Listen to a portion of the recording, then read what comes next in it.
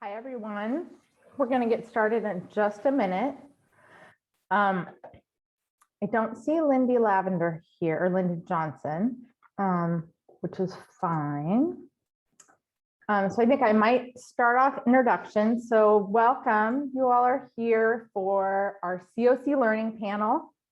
And we have a really exciting panel today. So we're going to hear from 3 folks with lived experience of homelessness in our community. We're going to have Joe Bruno, Juno Hedrick, and Lauren Dalbert are going to be our panelists today. And the format is we're going to do some introductions. I'm going to moderate some questions and help our panelists kind of shape their questions. They'll talk to us, then we're going to have times for questions and answers. And then I'm going to break us all out into breakout groups, and y'all are going to have some homework.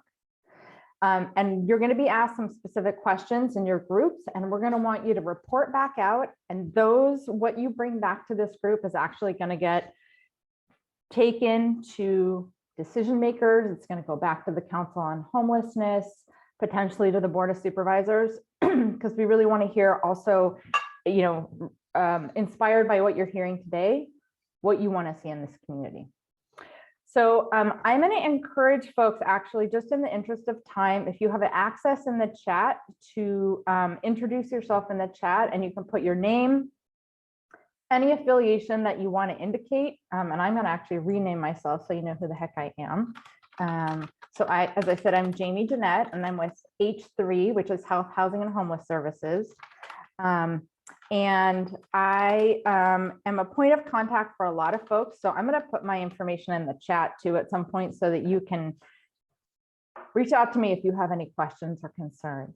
But again, would love to have people do their introductions in the chat.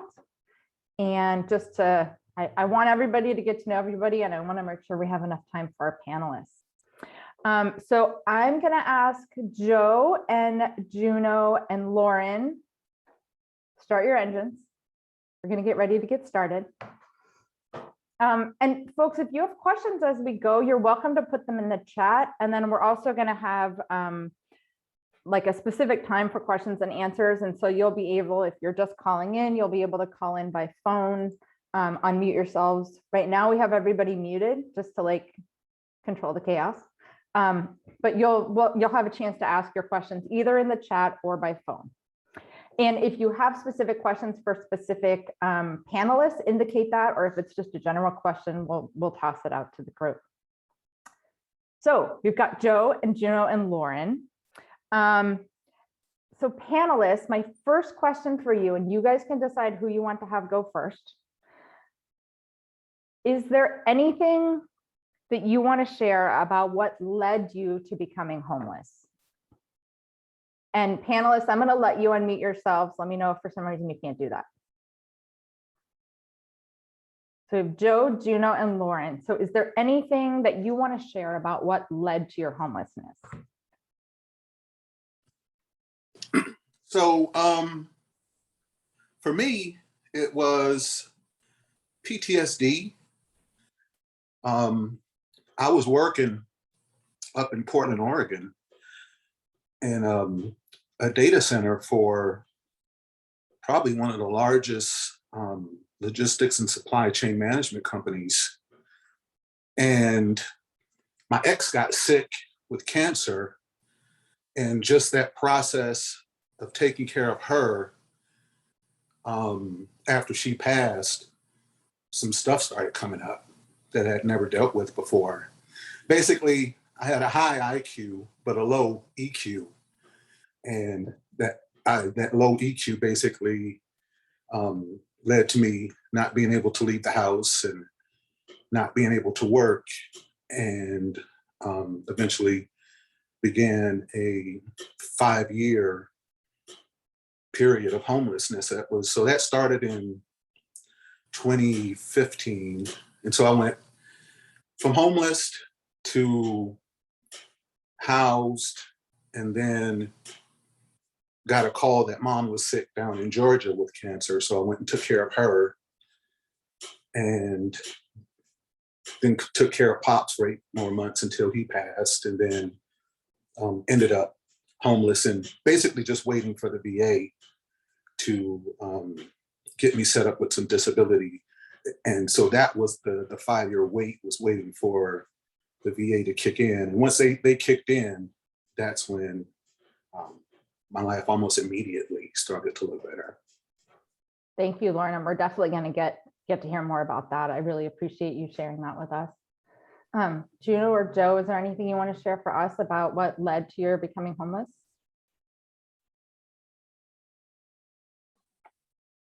Yeah, absolutely. Hi, everybody. Joe Bruno here. You know, I had this whole spiel here, but after hearing Lauren, there's something that I don't really look at until I actually really think hard about it.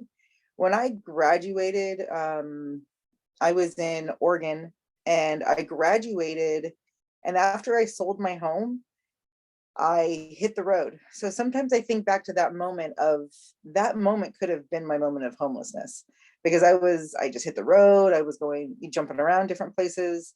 But if I bring it home to the Bay Area, when I decided to get here, what brought me to my homelessness,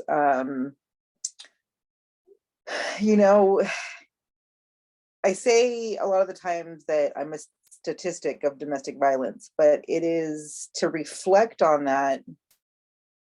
It's my own self-harm. It's my own trauma that comes back, and I just, there's the safety thing that I'm constantly battling. And so when I get involved in toxic relationships, I just left. I just kind of fled. I was just like, I got to get out of here. And it was a choice. It was absolutely a choice in that moment that I had to go elsewhere and find safety elsewhere. And so that's kind of what led to my homelessness and sleeping in my car. So. Thank you, Joe. Thank you for sharing that. Juno, is there anything that you want to share? Yeah, sure. I'll talk a little bit about what led to me becoming homeless. I had kind of 3 major things that, everybody can hear me okay? Good. I had kind of 3 major things that kind of led to me becoming homeless. The first was problems with my family. My family, we all have like family issues and stuff, but my family specifically had issues with my identity, and so that was really tough to navigate, and I needed to escape that situation. And then my financial situations, I became homeless after dropping out of school and taking on a lot of loan burden, and sinking all of my savings into trying to get through that. And so once that kind of coalesced, eventually, hitting me, the burden of that was way too much for me. And also, I think also substances as well. I struggled with alcohol in the past, and that was definitely something that continued that cycle of not being able to lift myself out of that situation. Thank you, Juno. I really appreciate you all for your transparency. Yes, Lauren, I see you. Go ahead. Yeah, I was going to add, because they said some things that basically struck a nerve. They're not struck a nerve, but brought up an idea. One of the things I found out during my research about homelessness and just about my family, I know as far back as at least my grandmother, homelessness has touched my family. And, I personally believe that it's because we were born as descendants of American slavery. My grandmother was homeless for 2 years, migrating out of the South in the early 40s. And there were several times of long periods of separation from her 3 young boys. My father was from 6 to 8 during that time period. And he was separated from his mother several times. And the final time was unaccompanied minor, bus ride from Texas. I mean, not bus ride, train ride from Texas. He was 8 and my uncle was 6. And they rode from Texas all the way to California by themselves. You know, they just had a little note pinned on their collar saying that they were going to Los Angeles and who was picking them up. And then, you know, my father was homeless after he came back home from the Korean War, and he was on Skid Row down in Los Angeles, you know. And then I've had 2 bouts of homelessness. My first one, I had just come back from the Army in 1987, and the murder rate in Richmond was 17. And by 91, when I left the Bay Area, the murder rate in Richmond was 62. You know, that's a crazy escalation of murder. But where I lived in Richmond, I lived where you could hear all of the gunfire from North Richmond, from Central, and from South Side, and plus my neighborhood. So I came home from the war to a war, and you know, so most of that time period, you know, for 30 years I've been gone, and I carried that burden of there was something wrong with me. But I understand now that there is nothing wrong with me. You know, homelessness has already touched my son because he was with me while we were homeless. And that's just what this system of thing called America produces for certain demographics. I think we make up 8.6% of the population here in Contra Costa County, but close to 40% of the homelessness. Or the indigenous people make up 1%, but make up 7% of the population. That's just what the system of things produces here. And that was the main burden I had to get off my back, was something was wrong with me, because I ended up homeless, and I've got uncles that were homeless and cousins that were homeless. That's just kind of this space that we were born into. Thank you, Lauren. I think that's such a powerful way to connect the data that we see, exactly that you referenced. We have African Americans are overrepresented by 4 times in our homeless system of care, and Native people by 7 times. And that's really, I mean, I think you really hit the nail on the head, that it really reflects the institutional racism we see in our country. And as you said, the legacy of slavery and genocide, and these things that we know about, but the rubber hits the road when it comes to people, right? And people like your family and you. Thank you. So the next question I wanted to ask you all is, while you were experiencing homelessness, what worked for you? What helped and was restorative, and what really didn't work? Or, you know, were there things that you wish had gone differently or that had been different? So what worked for you and what didn't work for you? And I'll let you all decide who wants to go first.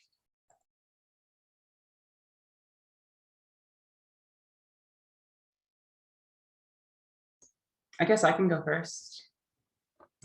So for me, what worked was the continuum of care we have for youth, the CCYCS, and gave me access to a safe place to live and sleep. And I think the operative word there is that I felt generally safe there, and not on the street, which was the worst option.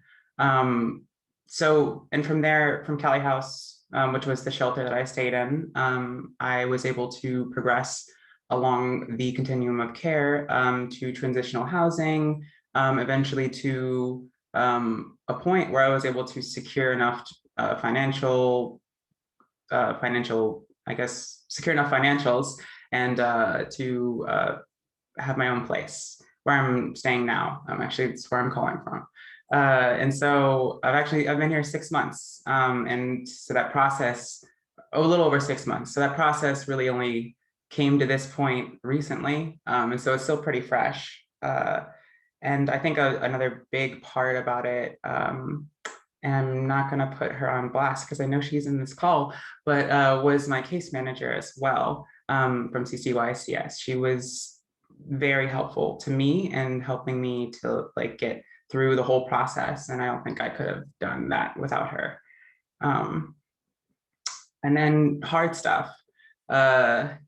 It's a bit harder to talk about the hard stuff.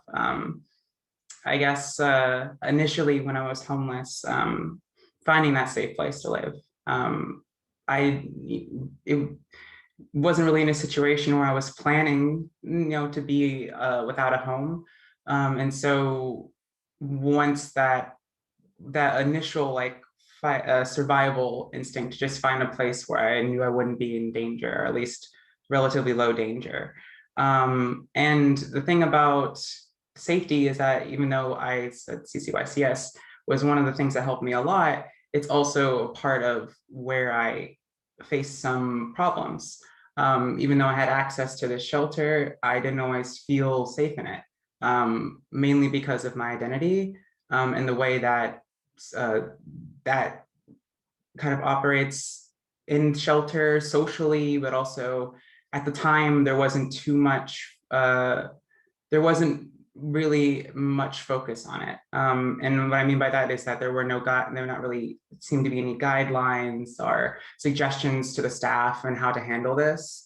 And so like everything was kind of done on the fly. And I think that like, once again, bringing it back to how great the team was there, they handled a lot of this stuff very well if they could, but they can handle everything. And so like the burden of like sitting there and listening to them discuss what room they're going to put me in, if they're going to put me in the boys' room or the girls' room, and just not being able to say anything, just like sitting, listening. I'm scared fully through, and like I'm additionally scared on top of that because I don't know where I'm going to end up. And then like from there, at that point on, it's like it was up to me to navigate like the social backlash of having a trans person in that. And it was solely up to me mostly, but I know there was some navigation done in the background. But like, for example, how many times I couldn't count where I was accosted for somebody saying that I was going into the wrong bathroom. And like those situations are potentially unsafe sometimes, especially in environments where people are recovering from substance use.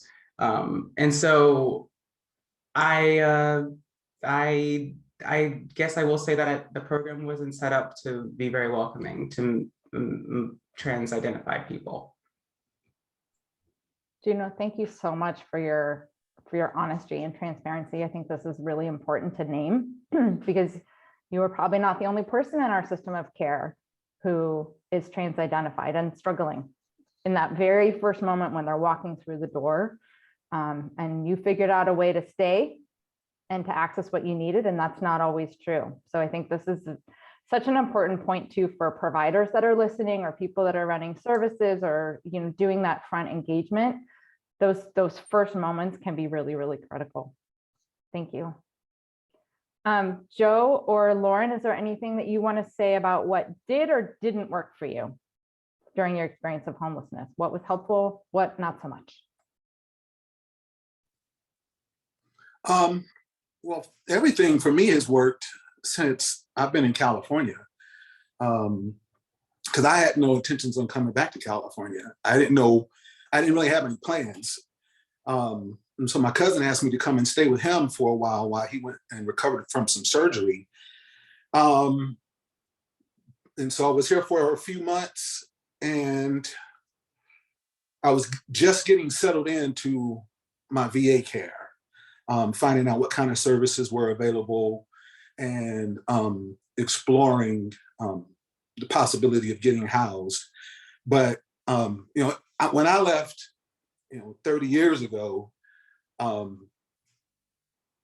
was my image of the Bay Area and of Richmond. So I just knew I didn't want to live in public housing in Richmond. I knew that I wasn't going to heal if it was still the same way it was before. So I eventually reached out to the VA, and their system is on point when it comes to once you get plugged into their system, all you have to do is indicate an interest in whatever services that they have available, and within a week somebody's calling you. Sometimes the next day or 72 hours, someone is calling you and offering services. But in that case, I called, and the very next day, I got a phone call from who would soon be my case manager, who I kind of call her my super friend. That was a cartoon that was back in Saturday morning cartoon back in the day. Instead of superheroes, they call them super friends. And it was Superman and Batman and Wonder Woman and Aquaman. And she's one of my super friends because, she did her job, but as far as I'm concerned, she did more than her job as a housing case manager. Matter of fact, that's why I'm even on this call today, is because I was highly resistant to going back to work. I had no interest in this system of things called America. You know, I was basically stuck in apathy, and she knew that, but she was always poking and prodding. And Mr. Dalbert, you're too talented to be sitting at home just doing nothing. And so she sent this job to me that she thought that I might be interested in taking a look at. And I looked at it purely because of curiosity. I was like, what kind of job can you get where the job experience is homelessness? Basically that experience took me from being stuck in a state of apathy to a state of curiosity to a state of complete activation and wanting to know how government works, how policies are created, how services are designed and delivered, but also how to break the system and how to create a space and find other visionary minds that want to spend time trying to figure out how do we build a better union, you know, than the union that we have right now. Because one of the things that this experience has given me is the opportunity to see behind the veil of government and see that I wasn't the only one stuck in apathy. There's a lot of people in government who are doing this work who are very apathetic, and it's not their fault. You know, this is a big problem, and it gets worse every decade. But it's not going to get any better without having some more positive, optimistic energy brought into this space to begin to do some innovation. And I'm speaking on it from somebody who has very little, experience. I just got a peek behind the veil. But that peek behind the veil is giving me, I see the work. I see how H3 had to try to struggle trying to distribute some emergency housing vouchers to the populations that need them most in a system that doesn't want that to happen. But they were still trying to do that work. So for me, that's what's working for me, is seeing these young minds trying to struggle with these problems, these intractable problems, but still doing the work anyway and being creative within the constraints that they have. So that's working for me, is being able to see that. But I wouldn't have been able to see that if I hadn't been brought to the table. So that's the biggest thing that's working for me, was bringing me in as a lived experience consultant, listening to what I had to say, validating my voice, and then just continuing to amplify it, and giving me tips and pointers along the way, because I have yet to have somebody tell me, yeah, you're naive and you don't know what you're talking about. People are legitimately honestly looking for inspiration in this space. Because H3, I've seen so many meetings where people are just about to cry. They're just so overwhelmed with this big old burden that we've got going on here in California. But this burden is also an opportunity. So keep up the good work, H3. I appreciate all the work that y'all are doing. Thank you, Lauren. And it's not just H3, there's a lot of partners in this. And as you said, I think nobody's in it for the money, right? We're all trying to figure out how to make this system work in a way that's actually going to help. Joe, how about you? Anything that did or did not work for you? Yeah, it's interesting to me too, because I didn't go the route of using the system, right? Like, I ended up in the system after back-to-back crises, like I wasn't really ever under the impression that I could get help if I sought help. It wasn't, even though I knew how the system worked, and I was educated in the fact that, policies there and all of this, but to actually get the resources to me, I didn't know how that worked. I didn't know how to reach out, even though I had the 5150 holds. I talked to therapists. But still, I found myself in my car.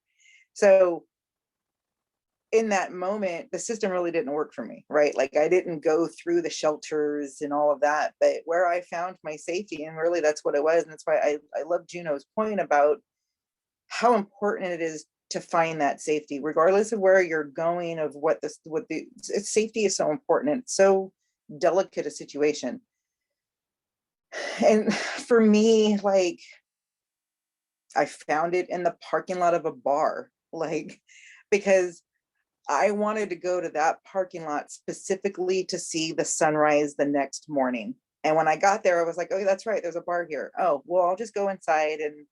And I just became another regular at the bar, and I just slept in that parking lot. And, you know, I think back, it's just so funny, all of the things that happened during that time.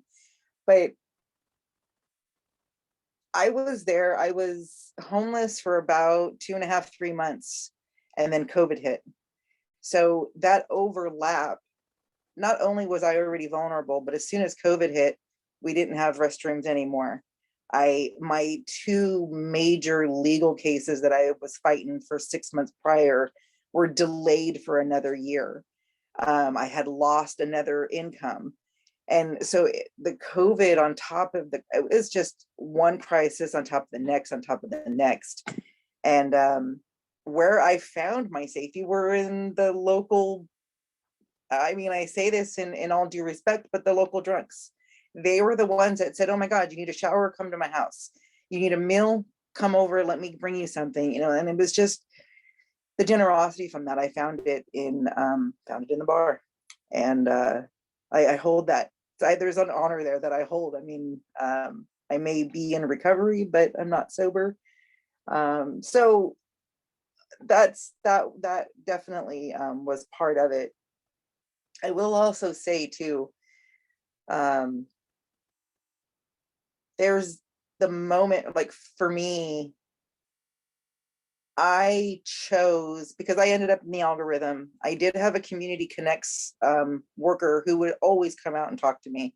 She'd always call me, text me, make sure I was good, you know, make sure I had the things, everything that I needed. But I never went into the shelters because I didn't feel safe within my own self-harm. I didn't want to get triggered. I didn't want to trigger somebody else.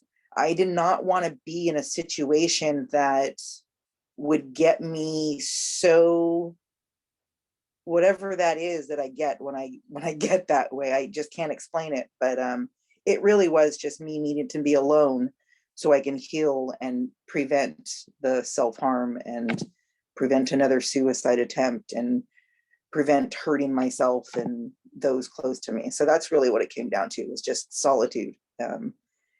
So yeah. Thank you, Joe. Thank you for sharing your story. For the 3 of you, is there anything that you didn't get that you really wish you had gotten when you were experiencing homelessness? And it could be something tangible, emotional. What's something that you wish that you had gotten that you didn't get? A hug. That's it. Like, I can't tell you how many times I'm like, can I just get a hug? Like, and then COVID hit and nobody would hug anymore. And it was really, I just needed a hug. I wish I would have gotten that more regularly.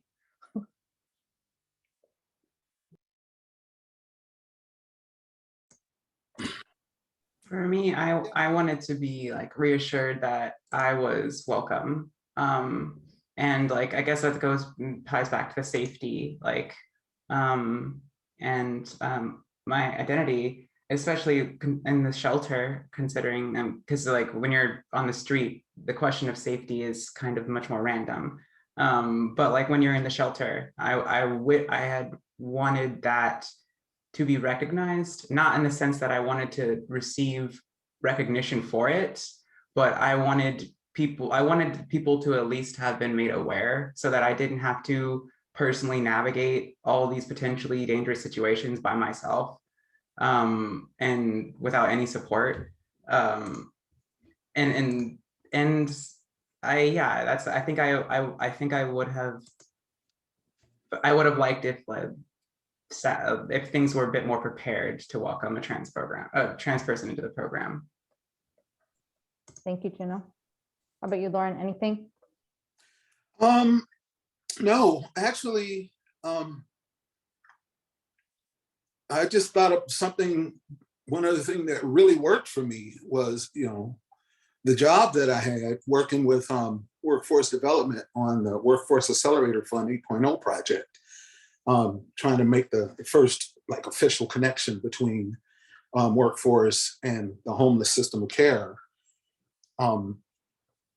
When COVID hit and then COVID began to clear up, and offices were saying that employees had to return back to work. I gave my notice once they said that, okay, well, everybody has to come back to work. And my job basically told me I could continue to work from home. And you don't know how huge that was.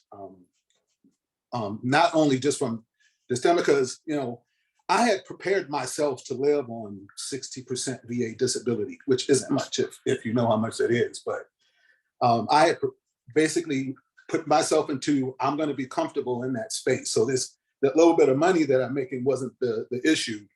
The issue was a safety issue. I've been back in the Bay for 2 years, and I was at the El Cerrito BART station when they shot a kid. I was at the Pittsburgh BART station when some kids shot a gun. And then I stopped a homeless dude from assaulting some Asian women and got socked in the eye and had to make a citizen's arrest. So I had no intentions of riding BART 40 times a month, going back and forth to work. And for them to tell me that you were worth being able to work from home, that was huge for me. Thank you, Lauren. That's really powerful. So what, you all have experienced homelessness and you're all now housed, and you had different pathways to get there. And so I think one of the questions is like, what motivated you to keep going, to keep doing whatever you have done to get to the place where you are now? What was your motivation? My kids were, I think, my only motivation. And they were grown adults, so they weren't kids and they were off doing their own thing. But I still knew that they needed their father and that I still had a lot to contribute to them. I didn't know when I was going to get back on my feet, but I knew that eventually I would get back on my feet again, and be able to assist them, in navigating this life. And it's one of the things though is that we're in a space right now where, because I've been that lifelong mentor, I'm not the first person. I'm generally not the person they call for advice anyway. But just being there for them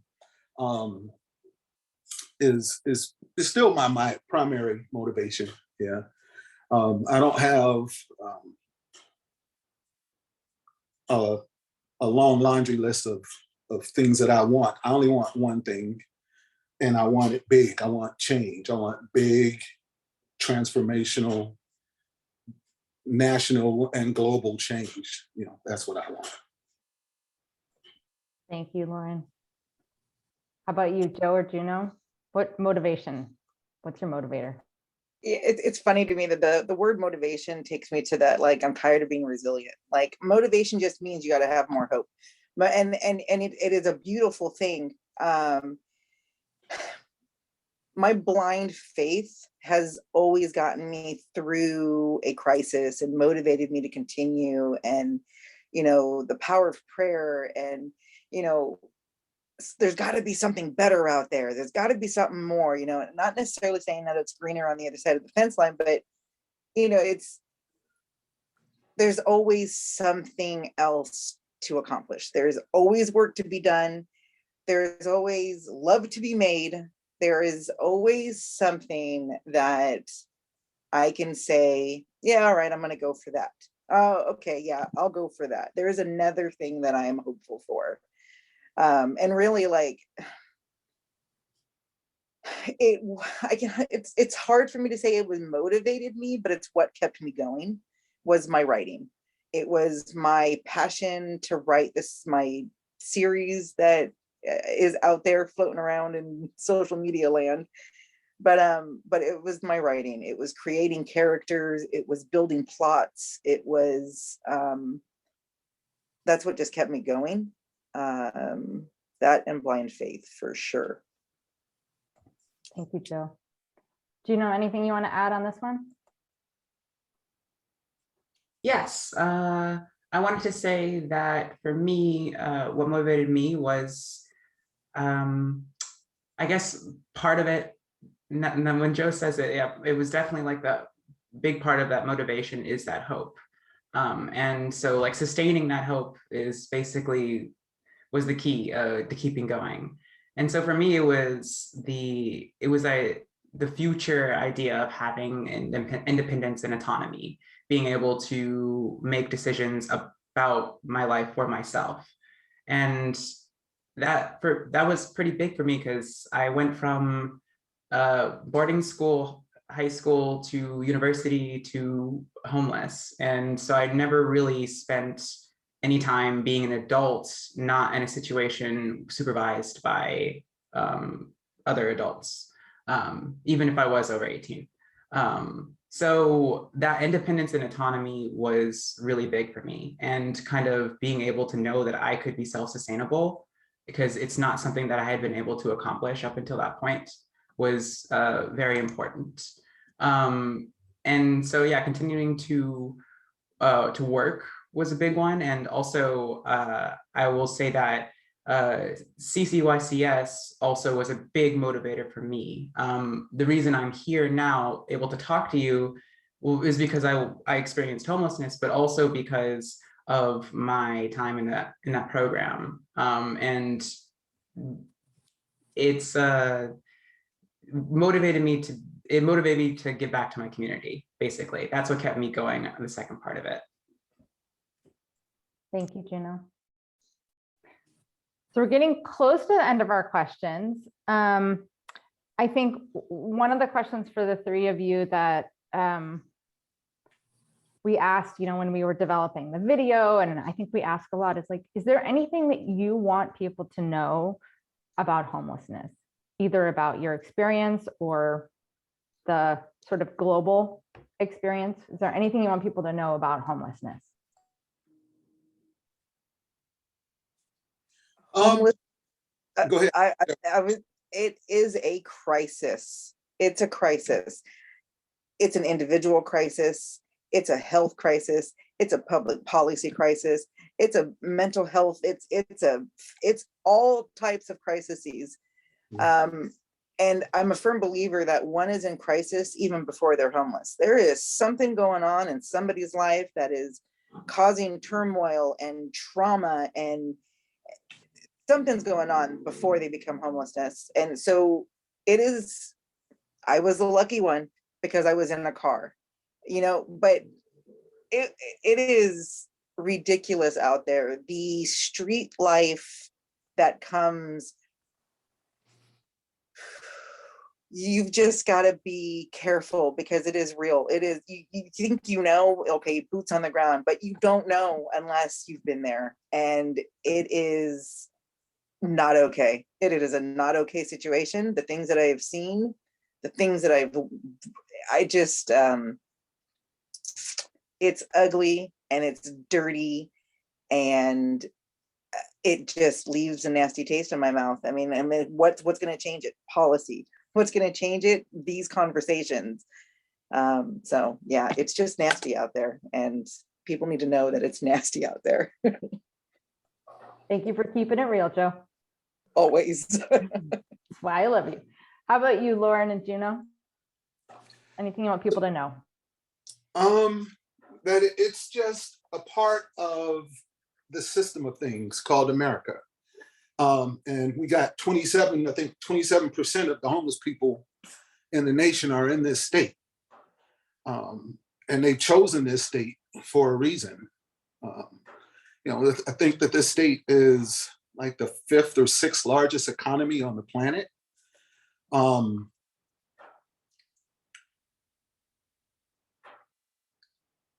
I was going somewhere with that, 1 minute, because wherever I was going, it went.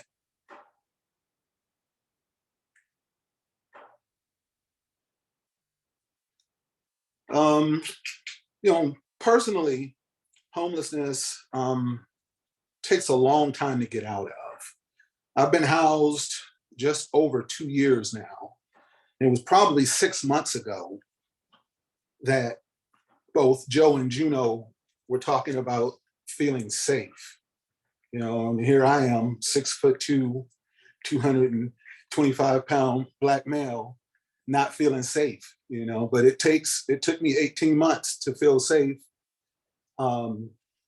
underneath a roof. And a lot of that had to do with having that financial floor, that income stability, that, they're running experiments with that right now, knowing that you don't have to even think about whether or not you can pay to keep your roof over your head, or decide which bill is going to get paid and which bill isn't going to get paid.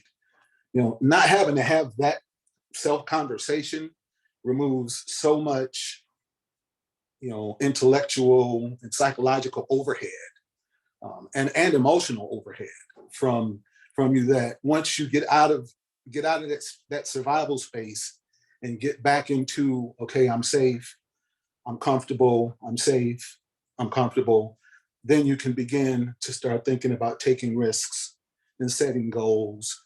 And so, now, I'm enrolled in college for the third time, but this time I'll finish, because I understand what I had to deal with before was trauma. But I didn't know the trauma was there. I didn't know what it was. But now that I've addressed that, I can go ahead and, join my nephews as the third Dalbert male to graduate with a college degree, in two years from now. But this homelessness thing, that's what I was trying to get to, is just, it's big work, but it's just a smaller piece of a much larger piece of work that needs to be done. And now is the time to do it, because we're at a once in a generation period where there's an opportunity for some real change, because of what happened a couple of years ago in those protests and all of that. And, it just hurts me to see that the good people don't have as much conviction as the worst of America. Those people on the other side are afraid, and that's enough motivation for them to almost want to overthrow this government. But the good people on this side are happy that we're getting back to a pre-COVID kind of situation, and the economy is opening up. That hurts my heart, because I was born out of the first civil rights struggle. I was born in '64. My daddy was a freedom rider. And so I saw how much work had to be done in order to get that little bit of progress. And here we are, 2021, we still trying to figure out how to protect the vote of the descendants of American slavery, okay? But that 1965 immigration law is working very, very well. Okay, so some of the progress is still intact, but our progress just keeps getting attacked over and over again. And so this is to the white allies that are on this call, that I appreciate the work that y'all are doing, but it's time for us to raise our level of vision about what is possible for this place called America. Because the old solutions to these growing problems is just going to cause us to keep losing ground. And unfortunately, it just sucks to be born an indigenous person, a descendant of American slavery, any of the BIPOC. Some of them have it better than others, but we could build a better union. And I'll turn it over to Juno. Thanks, Lauren. Juno, anything you want people to know about homelessness? Yes, I definitely think I want to echo the conversation on trauma. I think that we all kind of understand directly the trauma that you might experience, but it's a little bit harder to understand the ways in which that affects you going forward. And I can provide kind of a tangible example. I'm still figuring out my things, but I'll put this out there. For me, like, I picked up a lot of survival habits when I was homeless. And I had to identify and unlearn some of those habits. And some of them are not so easy. Like, even though I know what they are, I'm not able to unlearn them. And like, one thing I do is I like squirrel food. When I'm feeling depressed, or when I'm feeling under the weather, or I'm mainly when I'm feeling depressed, I kind of unknowingly store all my food and then I don't eat it. And I wait until the last possible moment when I am starving to eat it, because that was a skill I learned from when I had to count every dollar for thinking about food. And I have to try to unlearn that now, because it's an unhealthy way to operate now that I have access to resources and I'm able to actually sustain myself. And so like, I think that's an example of how like that trauma sticks with you and never leaves you. And that's a very small thing, like eating and food, but like experiences from like experiencing assault, or experiencing like physical violence. Like I can't even, like I working through those traumas is like something that's is so much more. And so, yeah, I think that's really key to think about and remember that like those don't go away, and we carry them with us potentially forever, even if we know what they are. And I think part of that is, for me, was the fact, I think part of that for me that would have helped would have been the idea of permanent support. And I think that's very important for uplifting people who are experiencing homelessness so they're able to access housing. For me, like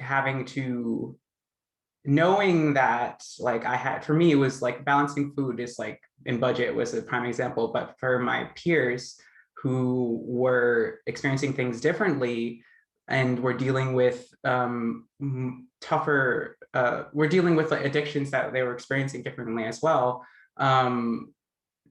For the example, the shelter cycle system where they're allowed to stay a certain amount of months and then leave, that was an invitation for so many people that I know to relapse, and then they're back on the streets, and for 4 months, for 5 months, and they come back worse to the shelter than they were before.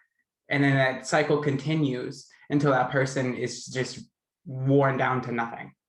And I've seen that, and it happened to my uncle. And it's bittersweet that happened to him, because if that had not happened to him, he wouldn't have been in Brookside when I was in Cali House, and he wouldn't have been able to help keep me safe.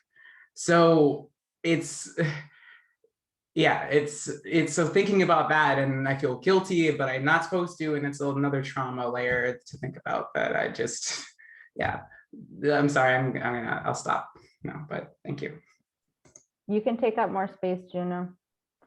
And I think one of the threads, when we sort of talked in advance of this meeting, but even now, it's like the other thread that I really heard you all talk about was just the lack of safety, and that relentless concern for your safety was so exhausting. And for some people, that doesn't necessarily end when you go in the shelter. And so that's like a systems thing where we also need to think about that. I really appreciate all of your honesty, and your just being really transparent about what your experience was. We are getting close to the end. So these last two are kind of related. So wanted to give you all an experience to talk about what it's like to tell your story, what that experience has been like to tell your story to people that you may or may not know, and why you think it's important for you to tell your story, why it's important for people with lived experience to be at the table. So any of you, I will turn it over. I'll totally jump in on that one right now. Like peer support all the way, right? Like lived experience. I'm all about that. But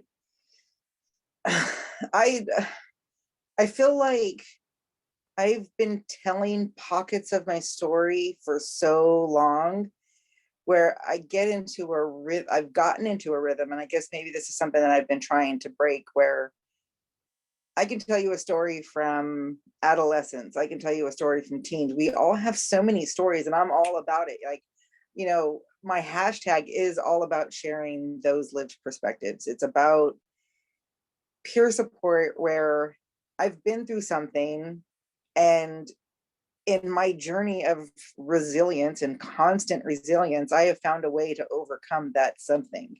And I'm always writing about it. My journals, and like I mentioned, the social media, like my hashtag Cup of Joe Bruno, it is all about peer support and sharing the lived experience, because I know that somebody will read it, somebody will see it and go, oh my gosh, if she can do it, I can do it. Or it will motivate, or like the inspiration that comes from it.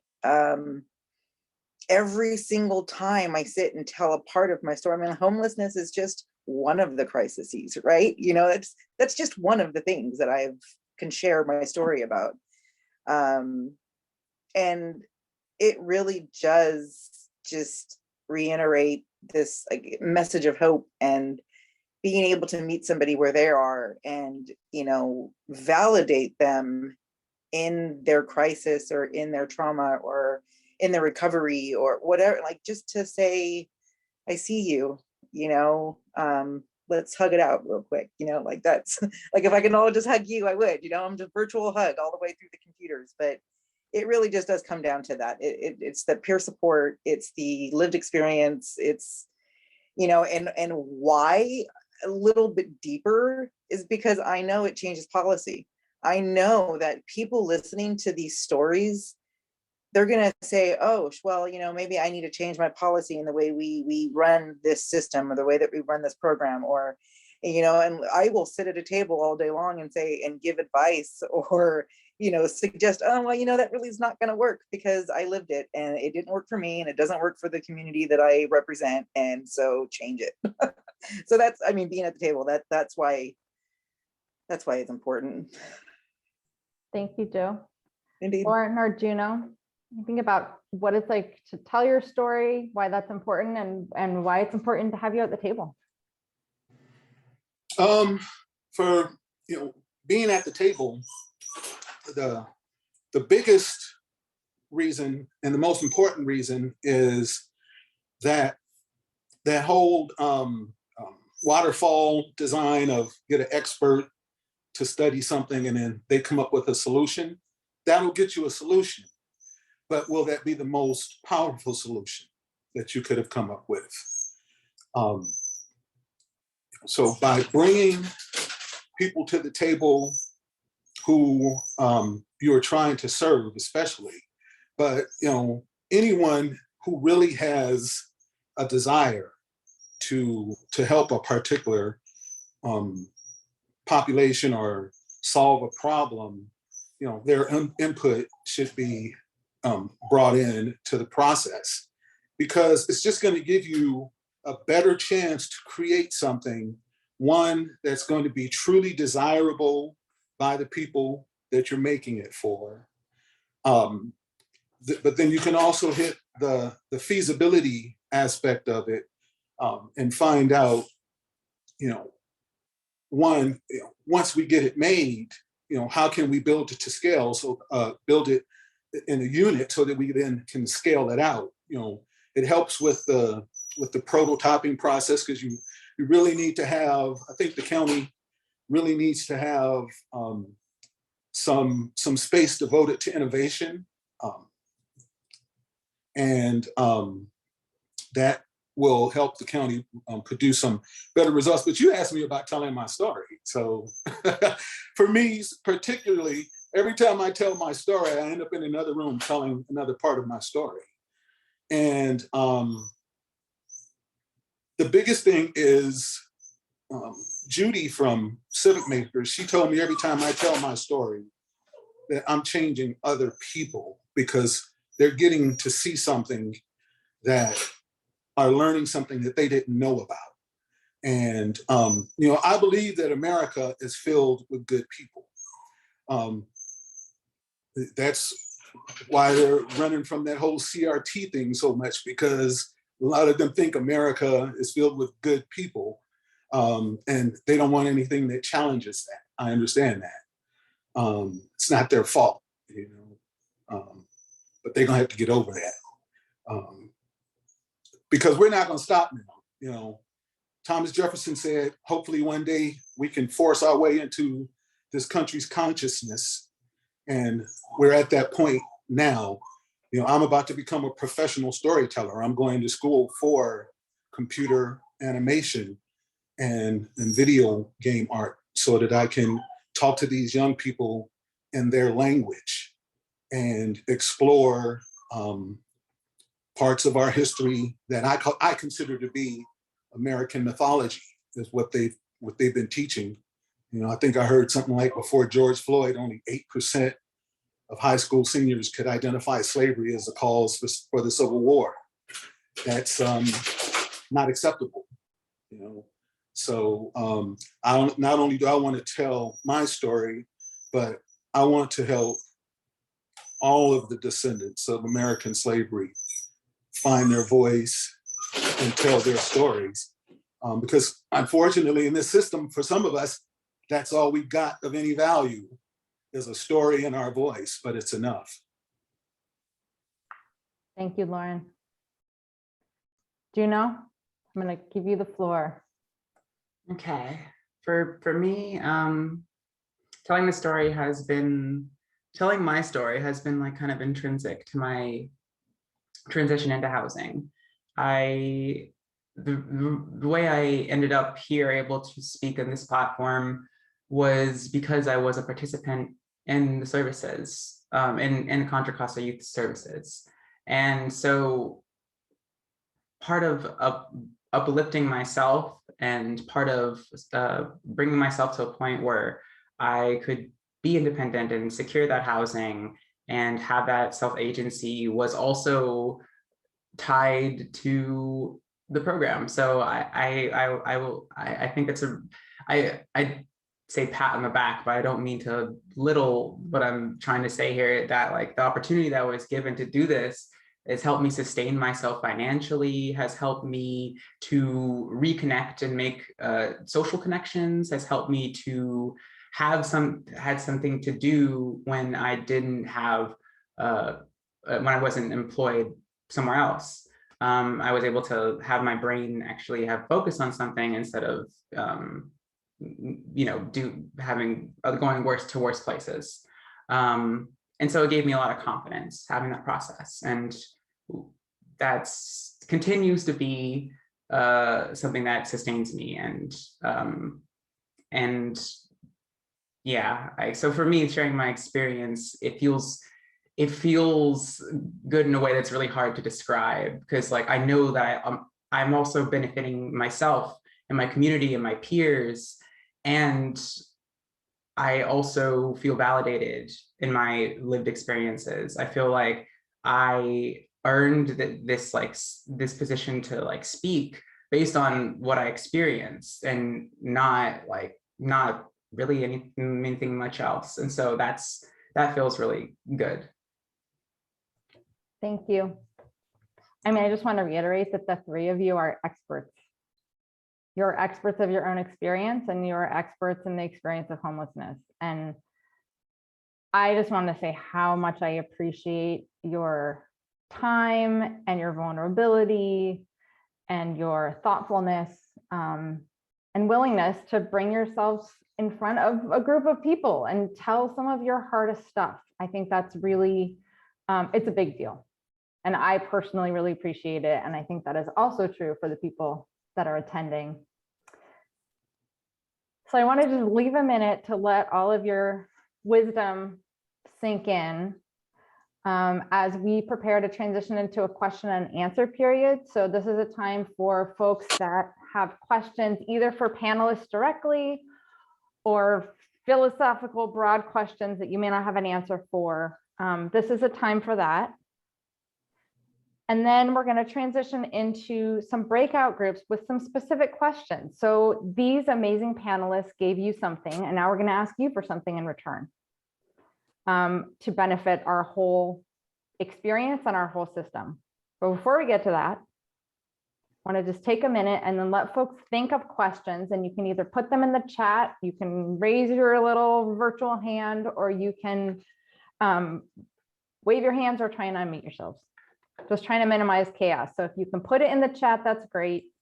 But we can take these other ways as well. And panelists, I just want to make sure you can see the chat.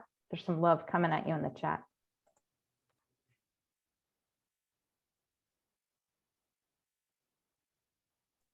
So one question I saw was about the homeless count and data. And I will get a link later. We actually do have a couple of different data reports, so that is very easy to get for you. And Antoine, I see your hand raised. Go ahead with your question. And if you need help unmuting, let me know. I think it's *6 if you're calling in on your phone, or you can hit the unmute button.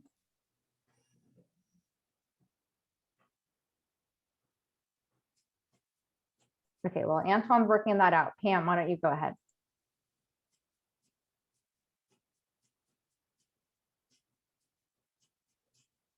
Are folks having trouble unmuting themselves?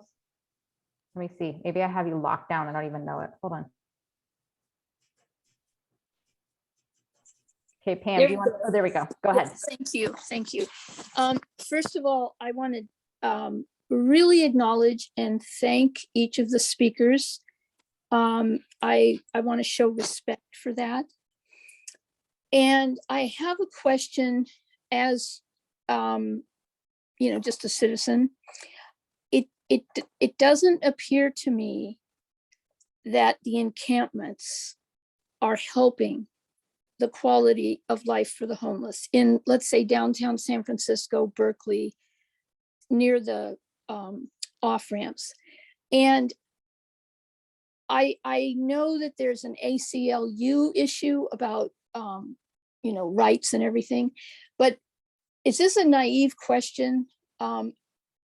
If people are seriously addicted, seriously, wouldn't it be better to, I don't want to use the word force, but I guess the truth is force them to help so that they can recover, so that they can have a better life? Because living in squalor in these horrible encampments can't be a point of freedom. Could you just help me understand why we can't get people help instead of this quasi freedom that leaves them in the squalor situation? So panelists, I'm going to let you, if you have things you want to say about it. I'm not sure I understand. Hold on one second. I heard somebody. So Joe, Junior, or Lauren, by all means, take a crack at that if you want to. I see Lauren trying to unmute you. Go ahead, Lauren. You go first. Go ahead. I was just going to say, yeah, I've been in a couple of shelters, but I've never been in an encampment. And, I've slept in my car. But, I walk by encampments every day on my morning and afternoon walks here. And, I stop and talk to a few of my neighbors, and, I have a lot of questions. You go ahead, Joe, because I need to do something with my pup real quick. That's so funny. I was listening to the dog in the background too. So cute. There's this, like, what freedom looks like for one person is different for another. And sure, there is a public health issue behind it. Sure, there's an individual health. Addiction is a form of crises as well. And how do you address the situation if the person who's addicted to whatever drug that they're addicted to doesn't want help?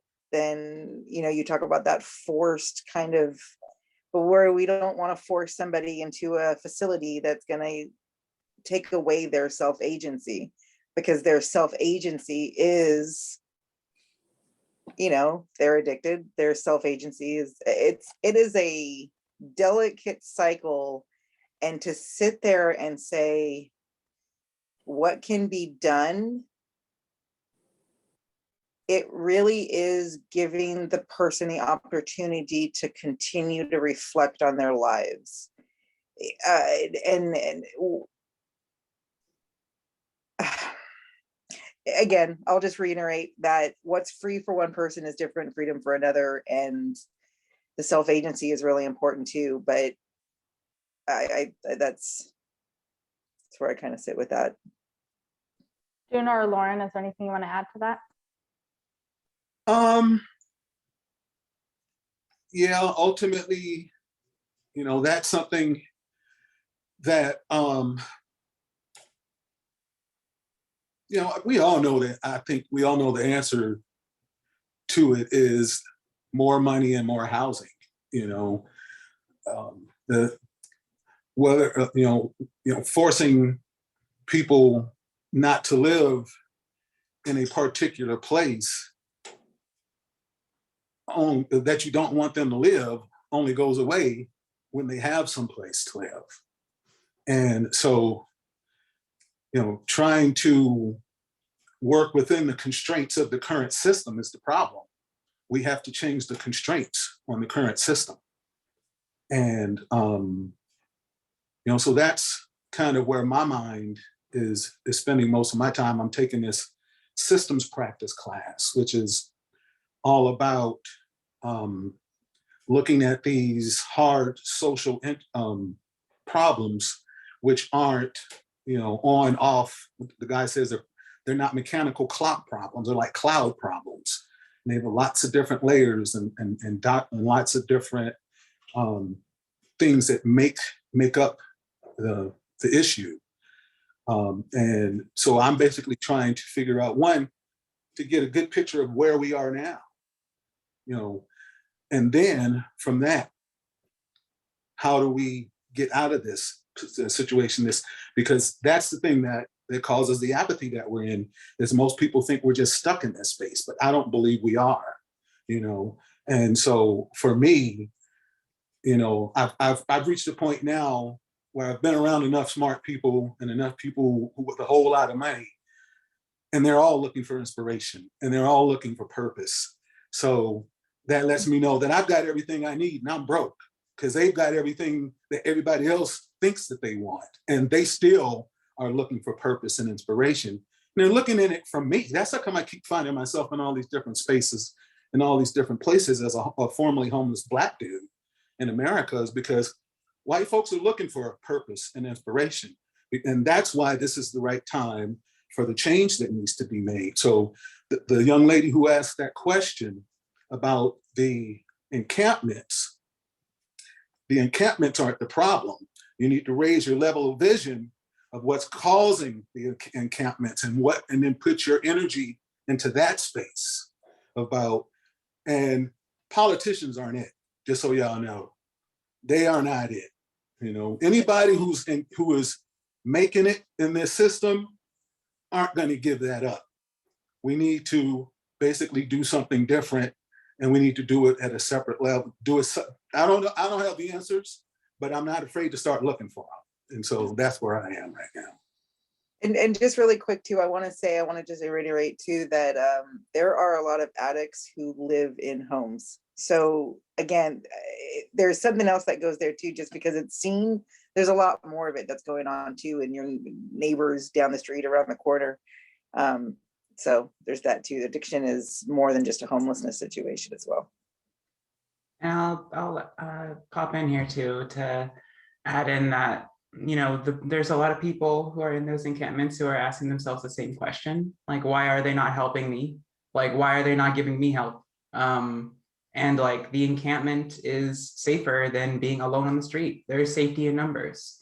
And that's the truth. Like, when you're in a community, you have rules, you have safety, and you have accountability. And then you have the opportunity to say who is in your community and not in your community, and that's what makes it safe. And so it's like there's no the alternative. And I also wanted to point out that they do force people. Like this does happen, and it happens in my experience from the shelters, right? If a staff member feels that somebody is a threat physically to themselves or to clients or to the staff member, they will 5150 that person without a thought. And so that happens all the time. It is normal. It's every day for people to get walked out of the shelters in cuffs and come back the next day, even. And so it does happen. And like it doesn't happen because in the encampments as often, even though the encampments are cleared, it doesn't happen in the encampments as often because they are visible. That's the only reason they get to exist. Because you see it every time you drive by, like you know when it's gone, you know that something happened. And so, yeah, I think that's like those are like a few crucial things about that. Thank you, Juno. And it's interesting, while you all were talking, I was reflecting back on what Joe said about choosing to live in her car instead of the shelter. And I think, as you said, you know, often when I'm in the community talking to lay people, they're like, well, there's all these people out there that don't want help. And what I always say is like, we might just not be offering people what they want and need. So the shelter might not actually be the answer for everybody. Living not in an encampment might not be the answer. And like, absolutely, there are definitely health and safety issues that come up around encampments, but I really appreciate your framing, Lauren, of like, let's go upstream and think about like, why do the encampments even exist? The encampments are the symptom of this bigger problem that we're all really trying to fix. So I appreciate that.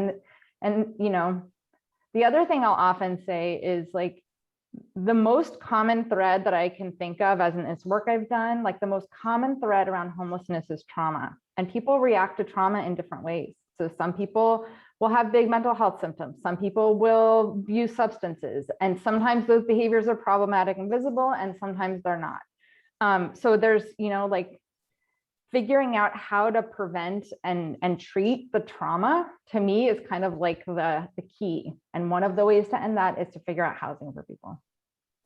So I really appreciate your thing. Oh, Joe, did you have something you want to say? Nope, I'm disagreeing. I just said yes, that part. So that I forgot that I was still unmuted. All good. Antoine, do you want to try and unmute? I see that you're here. I see your hands up. I know we were having some tech issues. If you can also put your question in the chat, because we're having some tech issues. I also want to do a time check. So we have time for maybe like one more question. And then here's what I'm going to do. I'm going to put us all into a couple of different breakout rooms. And what I want you to do, there's two specific things I'm going to want you to do. One is to assign somebody in your group as like the note taker and or the reporter, because what you're going to do is go into groups. I'm going to ask you some specific questions, and these questions were developed by the Homeless Awareness Month Planning Committee. So these are not like my questions that I came up with. These are questions that our planning committee, which involves lots of folks with lived experience, what they want you all to think about and talk about. And then you're going to come back and report out, and we are actually going to take what you come up with and report that back out to the Council on Homelessness, potentially to the Board of Supervisors. So I'm going to put these questions in the chat. So it's, how were you inspired by the panel? The second question is, what is one action you want to see decision makers take? And the third question is, what is your personal call to action after being part of this? So I'm going to put this in the chat, and when I break you all into breakout rooms, you're going to have this access to this. But I just wanted to check. It sounded like there were are there other questions before we jump into breakouts? Okay, so when you get into your breakout group, what's the first thing you're going to do? Somebody who's not a panelist, what's the first thing you're going to do when you get into your breakout group? You're going to pick somebody who's going to write down your answer. Yes, assign a note taker. Thank you, Rosina. You're going to have about, let's see, probably about 15, 20 minutes in your group. and would love to have all of you answer the questions and somebody take all that. And then at the end, we'll have you drop it in the chat, but we're also going to have somebody report out verbally. Does anybody have questions about the next step? I'm looking for, okay, so now I need to do, oh, Alexander, okay, somebody's coming in. So I want policymakers. And we won't be recording your breakouts, just so you know. I'm going to pause recording. We won't be in your secret rooms, but when you come back, we're going to record that. Okay, so I'm going to pause recording right ahead. Go ahead. Antoine, was that you or Lauren? That wasn't me. Oh, okay. It was Antoine, but I think when the breakout rooms, Oh, all right. people. Welcome back, everybody. You guys have your reporter assigned?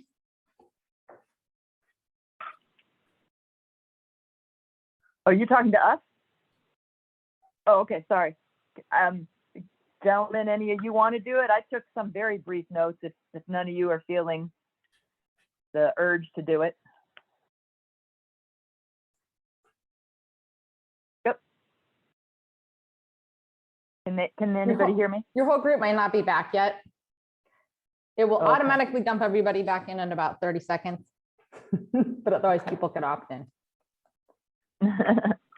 Okay, I want to make sure every group has their recorder identified. And also recorders, you're welcome to drop stuff in the chat too, but we do want to hear a report out. And we're going to make it super quick because we have about 15 minutes left. But I want to make sure if for some reason you don't get a chance to report out, I'm going to drop my email in the chat right now. I would love to get the notes. We want to make sure that we are getting this information where it needs to go. Okay. Group one, I don't remember who's in which group. Group one, who's group one? Okay, Joe. That's Okay. Joe. Yeah, Oh, I'm yep. not Not Joe recording. Bruno, the other Joe. The other Joe, yeah. Got two Joes in that group. Yeah, so we started out trying to make sure we had all the questions and a little bit about how we were inspired by the stories that we had just heard, the heartfelt stories. And then what action we would be inspired to take ourselves, and also the decision makers, we would want the decision makers to take. So, so Joe Bruno, she said that she was a different kind of panel that inspired her. She loved it. She loved the Q&A. And Irma, like myself, was just inspired by the magnificent job that the storytellers told. And then Lauren said he enjoyed it too, and that he was, in fact, he reminded us what we were to say something about the decision makers.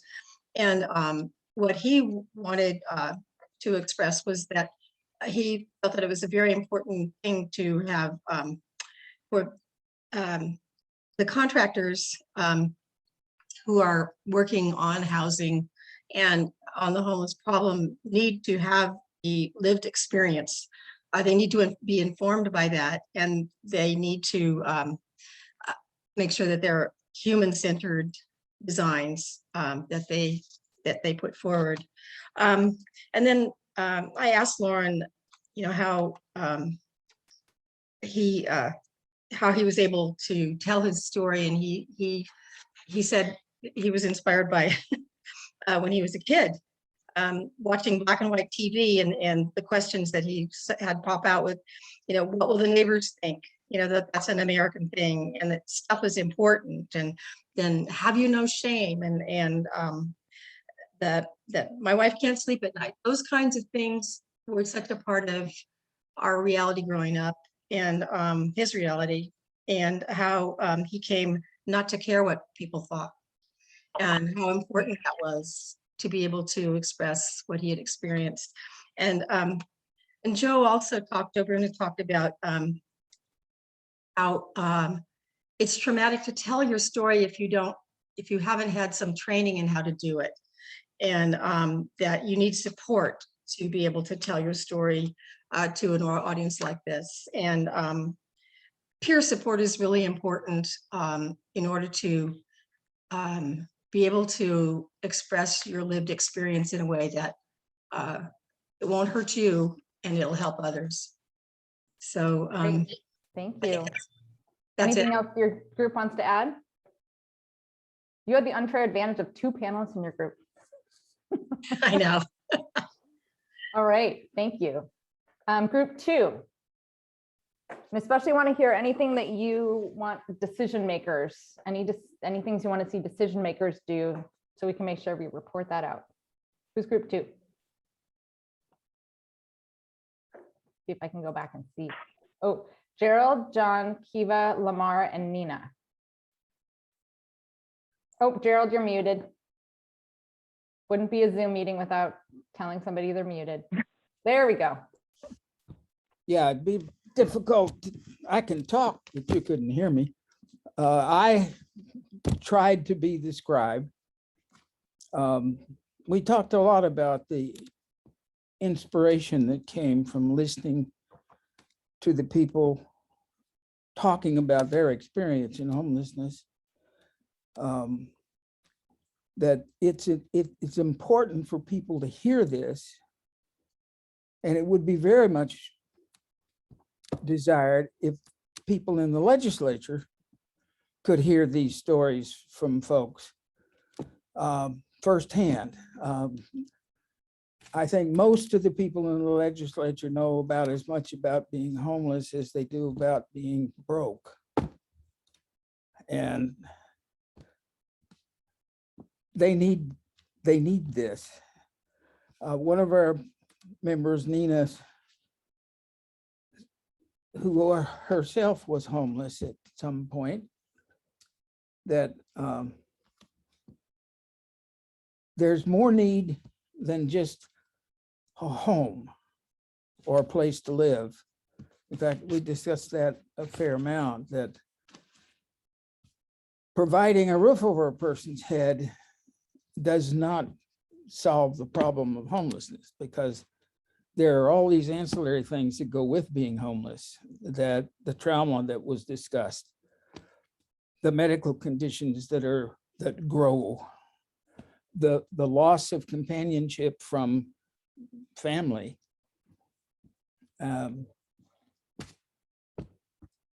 One of our members, Lamar, asked how an old white man with no experience in this could actually make contact and be accepted, trying to help people who were homeless. And of course, everybody responded to him that that shouldn't be a barrier.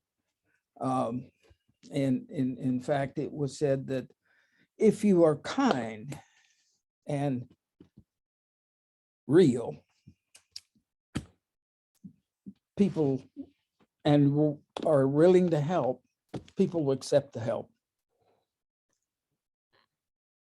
Let's see, what else we got? We never got to any solutions. I sort of jumped in and talked a little bit about the legislation that has been on the books. And one of the things that is of concern is the local communities have too much power to stop development that could help the homeless, because they have this attitude of not in my backyard. I'm going to pause you only because I want to give the other groups time to report back. Thank you, group 2. And for Lamar and anybody else, I put in the chat, there's a link to a bunch of different volunteer opportunities in the CoC if you're looking to get actively engaged. Thank you, Gerald, for your report out. And group 3, group 2, group 3 is Anthony, Jarrett, sorry, I'm having trouble with English. Anthony, Justin, Leslie, and Richmond's iPhone.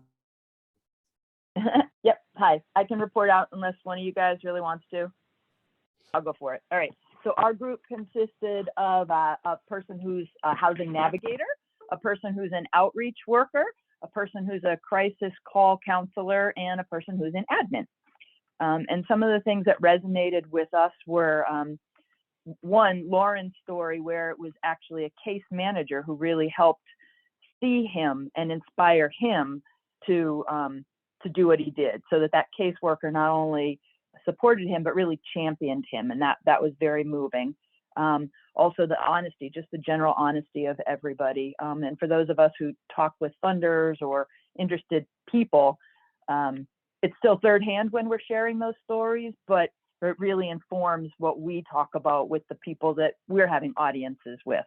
As far as decision makers, one really concrete suggestion was, instead of having periodic cleanups of encampments, why not just have trash dumpsters there all the time and keep the funding for that going by upping the fast food tax just a little bit to pay for it, that it's easier and cheaper and healthier to keep the dumpsters there than to go in and periodically shovel everything out.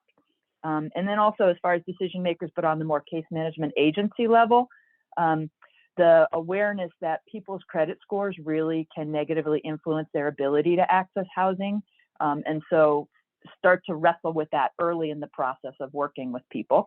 So that may not be the legislature, but us as practical people doing the work. And then personal calls to action are included continuing to make the match between people and what they want and need for their housing, and landlords who are open to opening the door wider to people maybe who might not be as easy to house as others, and to continue to keep and create space for all voices to be spoken and heard within our agencies and in the wider public dialogue. So that's our report out. I don't know if I missed anything, guys. Feel free to jump in. You guys are awesome with a minute to spare. I love it. And if there's anything you want to add too, if your thing that you thought didn't get amplified in your group report out, put it in the chat.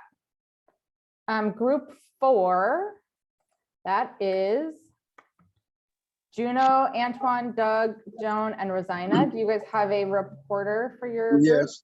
Yes, my name is Antoine. Just see the report. We talked about the trauma, the self-care, self-loathing, like the young lady was talking about, all she needed was a hug, lived experience. We talked about housing, how that works, and knowing that all the services with reentry, homelessness, and all that stuff need housing, but there is no housing. Ain't nobody building because it's too expensive in California. And so they got to lower the level and work with HUD in the cities, in the communities, to build these houses, these low-income housing that's affordable for these people to live in, because if they build them, they still can't afford to live in them because it's too high. And also dealing with the vicarious trauma that the gentleman had spoke about, living here in Richmond. If you've been in Richmond here for long, you suffer through vicarious trauma, but my group called it hood infected virus. They don't, and it's addictive incarceration death syndrome. They don't care if they live, they don't care if they die, they don't care if they go to jail for the rest of their life. So they live to exist. They don't live to live, because existing look one way, but living look different. So when our homeless population come into these controlled environments, sometime if they don't have a good case manager that shows that they care, they're not going to buy into it. They'll stay there for a minute and then they'll leave or cause themselves to get put out to go back to where they just left from. So that's some of the stuff that we talked about. If I missed anything, my team will fill in. I just don't know. I know we didn't have enough time for me to keep going, so I just want to say it real quick. But I appreciate y'all for hearing us and listening to what we talked about. Thank you. Thank you, Antoine. You killed it, and your group put it in the chat. We are like cooking on time. This is perfect. And the last group is group 5. Group 5, you must know who you are because you're the last ones left. Okay. I'm getting there. I had to unmute myself. Hi, everybody. My name is Tamara Diaz. I'm a case manager for Contra Costa Youth Continuum of Services. We only really had the one question, but in hearing everybody else, and we really kind of hit it just by answering the first question. And one of the comments was, it takes a lot of guts for you guys on the panel to come out and so openly and candidly talk to people. And as you know, if any of you know me, I'm a little biased on this situation because one of my people was on the panel. And you did lovely. As always, like as a case manager, like if I can have a client walk away and be able to tell their story comfortably and feel comfortable in and of themselves to help other people, that's all I ask. That's all I ever want. But you know, it's going to take a lot more in our conversations. It's going to take a lot more of these particular conversations with people with lived experience like yourselves, you know, to really make policy change. And you know, with our youth action council, like that's what we really believe, like people who lived it are going to be able to change it better than us, better than the people who make the policy, right? And then we went into conversations about really treating the whole person. We got into a lively debate about whether housing first or, you know, taking care of the crises is more important. And for me, my answer to that was really like, I need to treat the whole person as a whole. And that means doing 20 different billion things sometimes, whether it's mental health, medical, like that, and then on top of that, getting them housed. But the situation with housing first really is that we don't have the resources for enough case managers to house this person first and then continue that follow-up to make sure that all those other crises are taken care of. That's what me and one of the veteran case managers kind of had to lively talk about. And then, you know, we don't have a whole lot of permanent supportive housing for those that, you know, are just living on SSI and stuff like that. And so those are kind of the things that we thought that are necessary in our communities. So yeah, that's kind of what we touched on. That's it. Amazing. You guys are amazing. The speakers, these participants, all of you, I think this is really powerful, and I want you to know this is not just going to stay here. So this event is recorded, and we can share that out for people that didn't make it, but we're also going to go back through the recording and the chat and make sure that we're capturing what your suggestions were, and make sure that goes to the Council on Homelessness. So that's one group of decision makers, and you have some of those members here, but we're going to bring it back to the full group. I'm also going to see how we can get some of these messages to the Board of Supervisors, and we will also continue to work on opportunities to get our experts with lived experience that are in our community in front of the board so that they can really hear from people that are directly impacted. So we are like 3 o'clock on the dot. I'm amazed that everybody just like pulled it together. And I'm really glad that we were able to get your thinking. I'm really grateful to have had this opportunity today, and we're done for now, but this is not the last time we're going to do something like this. Again, don't ever be a stranger. Reach out if you have questions, if you need speakers, if you want to connect with anybody. I'm your gal, and also feel free to connect amongst yourselves. I'm going to put my chat, my email in here one more time. And with that, I say thank you and adieu.